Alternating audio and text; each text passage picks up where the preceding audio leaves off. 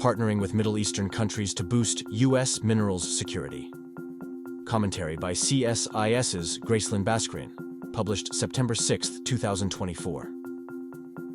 This text-to-speech audio was generated by 11 Labs. Over the last 4 years, the Biden administration has rolled out a series of legislation to reduce its reliance on China for various supply chains. This includes the Inflation Reduction Act, IRA, the Investment Infrastructure and Jobs Act, and the CHIPS and Science Act. The administration has also rolled out 2 avenues for international partnerships to advance its mineral security interests. The first is a multilateral forum, the Minerals Security Partnership, which includes European countries and high-income East Asian countries as well as Australia, Canada, and India. The second method is through the IRA, which gives countries that the United States has a free trade or critical minerals agreement with access to electric vehicle tax credits. However, these partnerships alone are insufficient.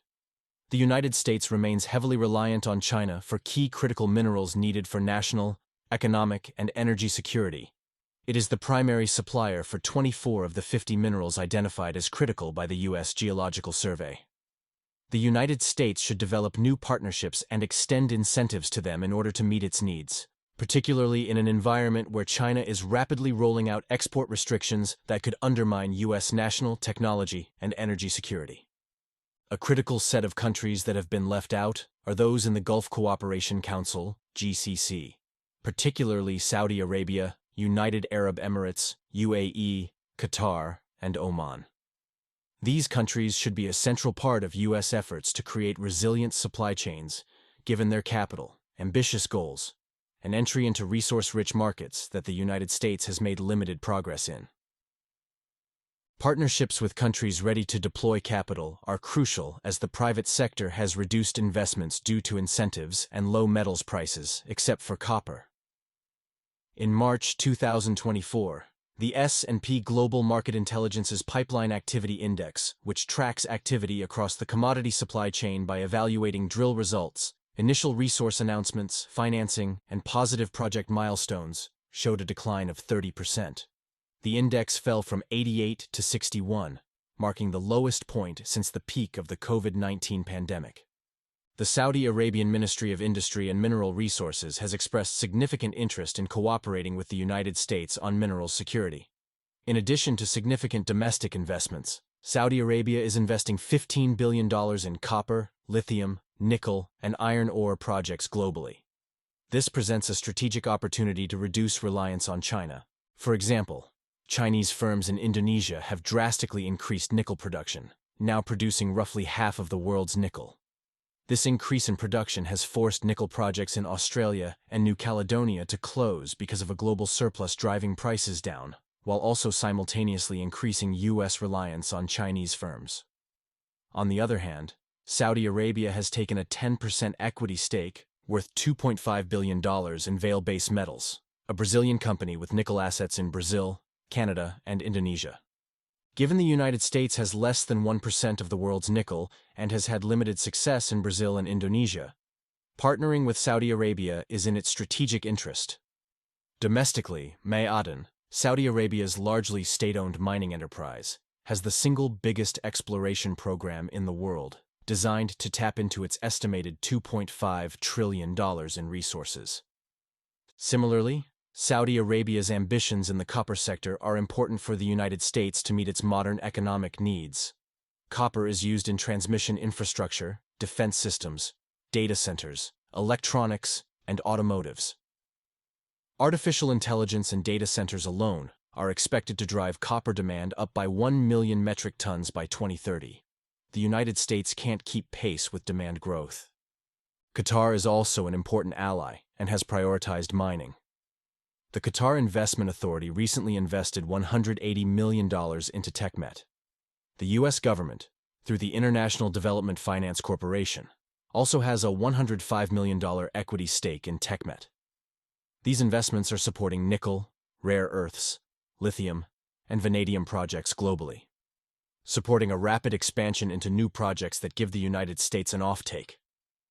Likewise, Oman has also identified mining as one of its 4 sectoral priorities for economic diversification. The free trade agreement between the United States and Oman allows foreign ownership of mines without a local partner. Oman became the first GCC country to export ferrochrome, which includes iron and chrome. They have also identified large-scale copper deposits and have ophiolites, which can contain commodities such as nickel, palladium, manganese, copper, cobalt, platinum, and vanadium zinc. The UAE has also made rapid progress through the International Holding Company, IHC, a large conglomerate that is expected to sign $1 billion in mining deals this year, primarily in African countries that the United States has also had limited progress in. For example, in 2023, it acquired one of Zambia's largest copper mines.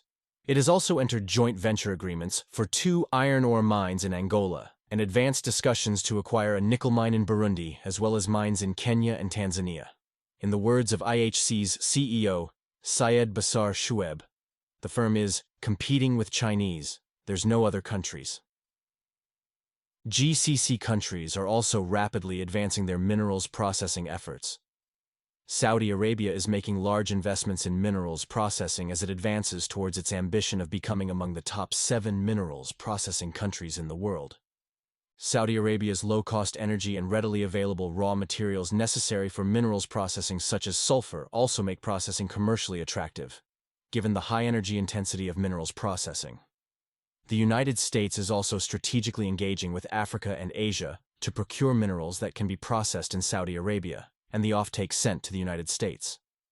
In 2023, Vale Base Metals announced plans to build mega-hubs to process and manufacture iron ore goods for the steel industry in Oman, Saudi Arabia, and the UAE for both domestic and international markets.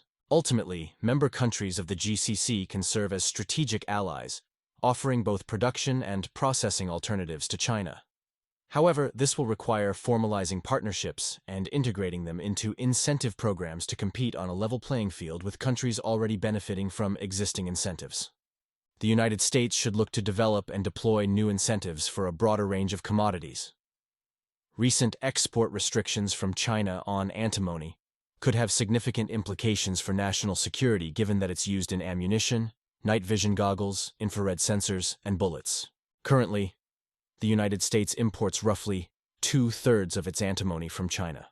To address this vulnerability, the United States should develop incentives for investments in minerals production and processing for inputs in national, technology, and energy products. The uptick in export restrictions from China in 2023 and 2024 in gallium, germanium, graphite, antimony, and rare earths processing technology serves as a harbinger.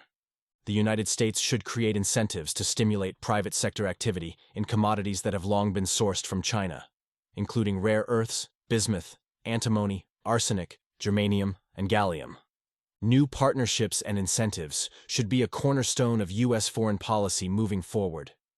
This strategy mirrors how China has achieved a significant advance in the mining industry for decades. The GCC should be a central component of this approach. For more analysis, visit csis.org.